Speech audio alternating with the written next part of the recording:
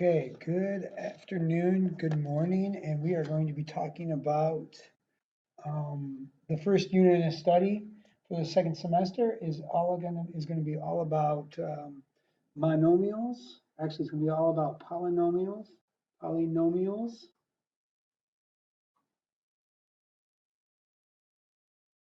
and exponents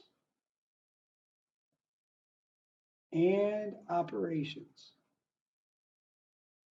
Okay, so today we're going to be talking about polynomials, exponents, and operations. So most of this should be pretty much pretty reviewed. The learning target, which you should put in your notes here, the learning target that we're talking about today is going to be the statement would be I can name polynomials and exponential rules and perform operations with polynomials. So I can name polynomials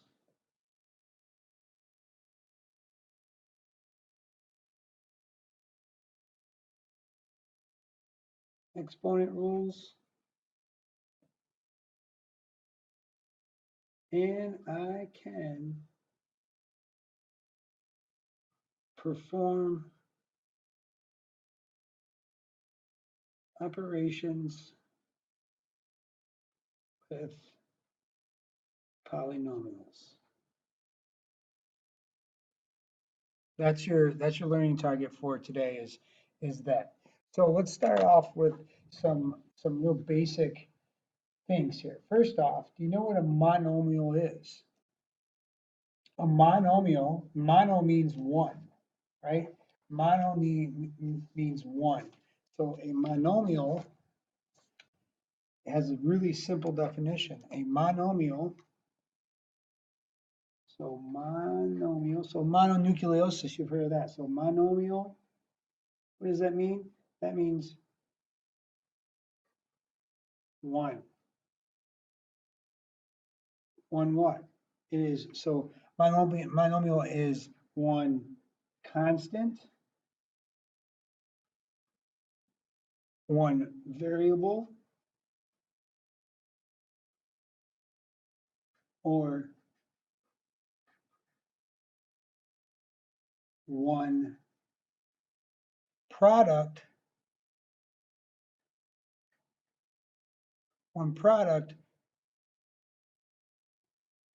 of numbers and variables. So what does that look like? What's an example? What could an example of a monomial be? Well, -6, that's one. How about 7x? That's a combination. Here's a crazy one, 1/2 x squared y. Those are all examples of a monomial. Now, when you talk about what's better than a monomial, better than a monomial is a polynomial. So polynomial, poly like polygon, polynomial, poly, this guy right here, that means many. So polynomials are many terms. But what's the significance of this? This polynomials are they are sum or differences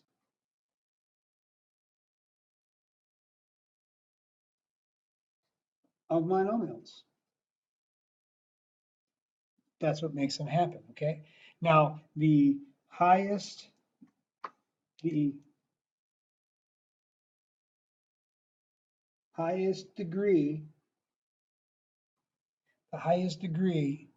or excuse me, not degree, the highest exponent is the degree, okay?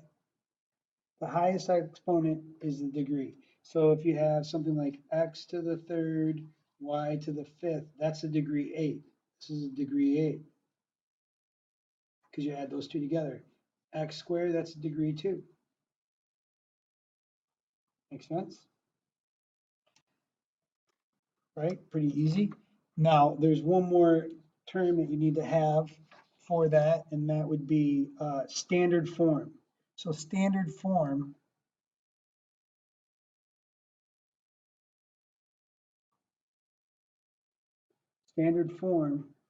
means that it's written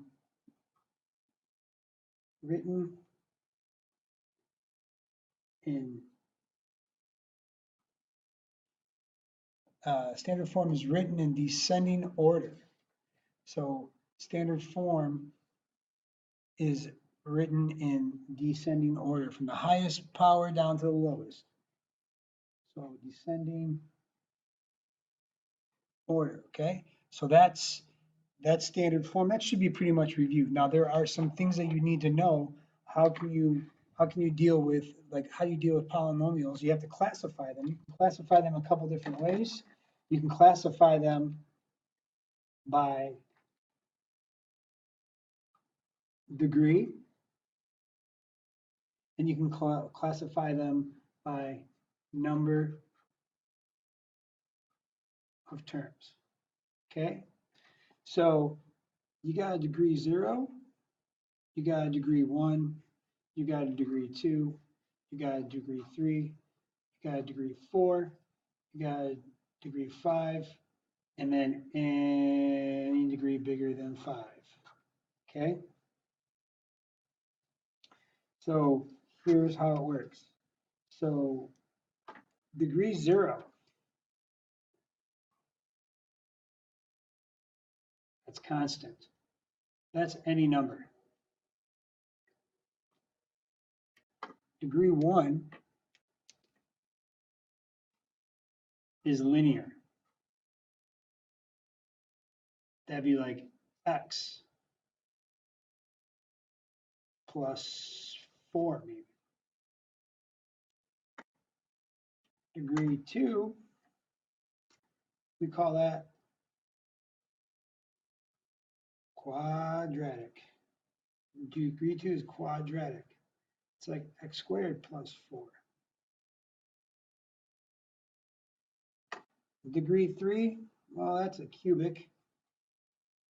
That's like x cubed plus x squared plus x plus 2. There's one in descending order. That's standard form, right? And degree 4, we call that quartic. 4 quarts make a gallon, quartic. And that could be something like just x to the 4th. And degree 5. Degree 5, quintic. Quintic. So this could be x to the 5th minus 8. Anything larger than degree 5, larger than degree 5 is just a polynomial of nth degree. Okay. You can also classify them by the number of terms. Remember, a term is how many, like if there's a plus or minus.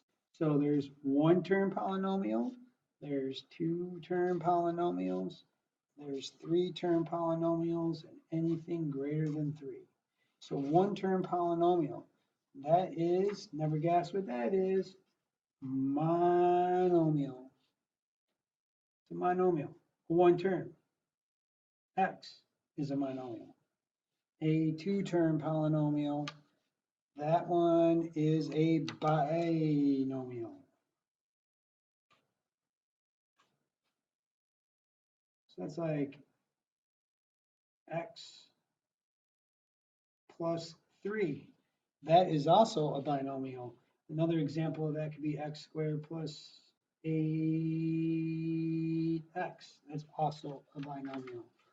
Okay, 3 of them. Oh my gosh, bet you can't guess what the 3 one is. The 3 one is a trinomial. Trinomial. So that's like x squared plus 2x plus 4. And anything bigger than 3 is just a polynomial. So that seems pretty simple, right? Anything bigger than 3 is just a polynomial. Make sense? So you can classify them by the number of terms, and you can classify them by the degree. So now keeping with the review type stuff, you should be able to handle real simple things. So you can add, subtract, you can multiply with monomials. So I'm going to give you a couple quick examples of that. So when we talk about adding and subtracting, that's real simple. When you're adding and subtracting a polynomial, okay, adding and subtracting polynomial, all you're doing is one, combine like terms, okay? The other thing I can tell you is watch out for negatives. That's it. So here's a quick example. If I have something like b squared plus 5b minus 11, and I'm going to add 8b squared minus 2b minus 7. The parentheses doesn't, it's nothing. So really you have, these guys are your like terms. So you can combine those guys. These guys are your like terms. And your constants are your like terms, right? So you're combining, so we're going to go b squared plus 8b squared plus 5b minus 2b minus 11 plus a negative 7. And what did we do right there? We combined like terms, right? And so then what does that become? I believe that's 9b squared plus 3b minus 18. And how did I get that? Well, I got that by simplifying. Make sense? Let's see another example. Doing another example, we'll do a subtraction one. So here's 3w squared plus 2w minus 6. And then you got this minus right here. 9 plus 3w squared plus 7w. So I would notice you got squared term, you have the squared term, you have the linear term, right? You have the linear term, and you have the constant term, right? But I also want to put an arrow right here because that is like a pretend 1, so you're just going to distribute, right? So the next thing that we have, what we're going to have next is it's 3w squared plus 2w minus 6 minus 9 minus 3w squared minus 7w. What did I do there? Well, I did distributive property, right? I did distributive property. Remember that?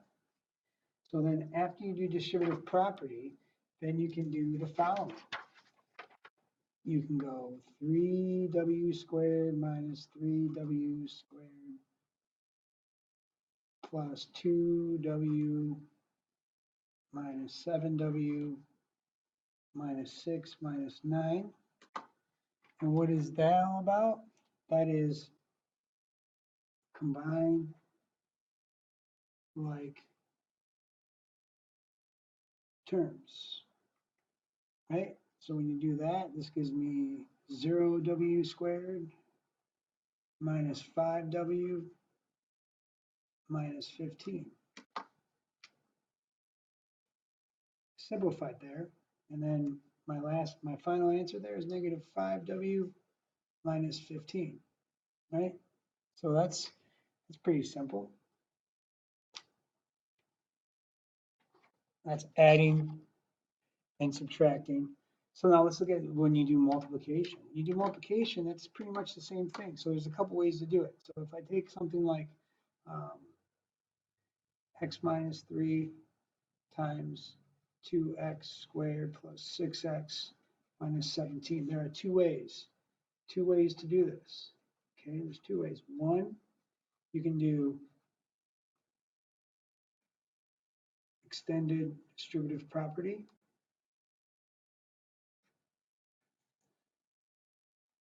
Or the other way you can do it, which is the area model. Okay, so let's show the extended distributive property. So the first thing I'm going to do is take x and I'm going to distribute it through here. And then the -3, and I'm going to distribute it through here. Okay. This is extended distributive property.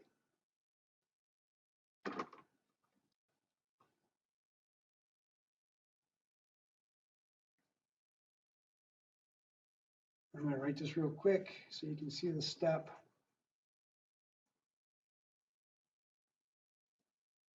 So then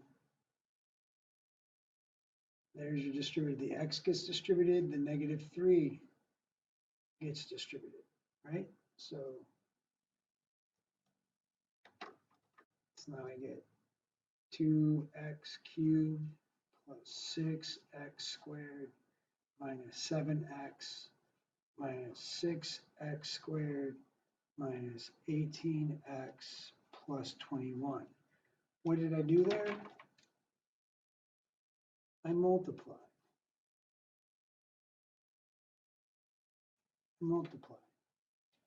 And then now I'm just going to combine my like terms. I got 2x cubed, 6x and the -6x go away.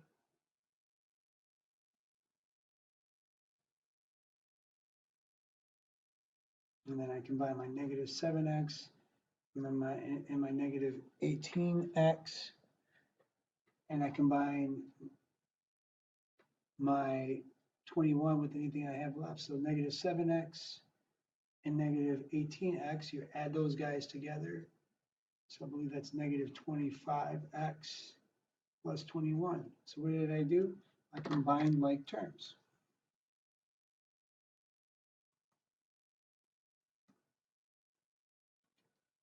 Okay.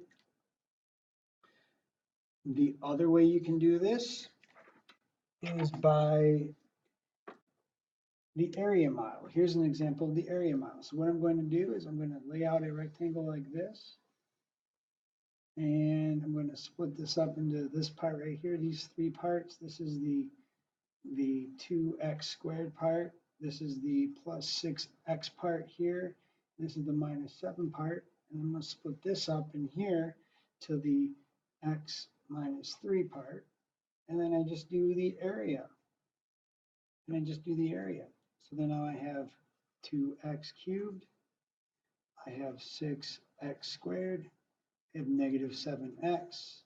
I have -6x squared, -18x, and then positive 21. And then you add up all of these together, and you get 2x cubed minus 25x plus 21. That's another way you can do it, right? Another way to multiply polynomials is, well, you can do them all this way. So it doesn't matter, like if you have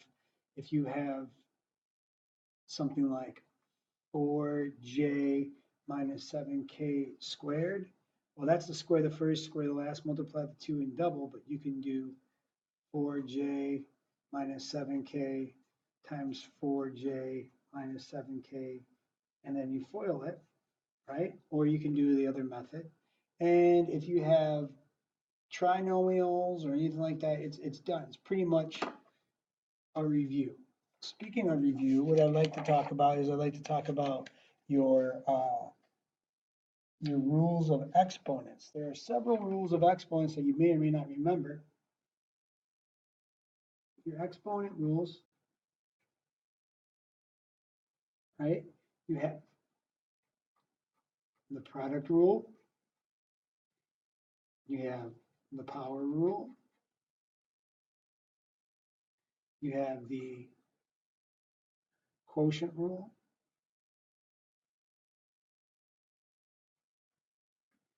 you have the negative exponent rule, and you have the zero exponent rule. Now, each one of these rules, in each one of these rules, there's a rule for it, and there's an example for it. All right, so the rule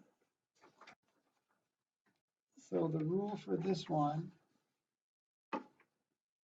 so the rule for the product rule is this. It is x to the a times x to the b, and that equals to x to the a plus b, and this is for all numbers. Okay, so an example of that would be if I had x to the 3 times x to the 7, well, this is going to be equal to x to the 10.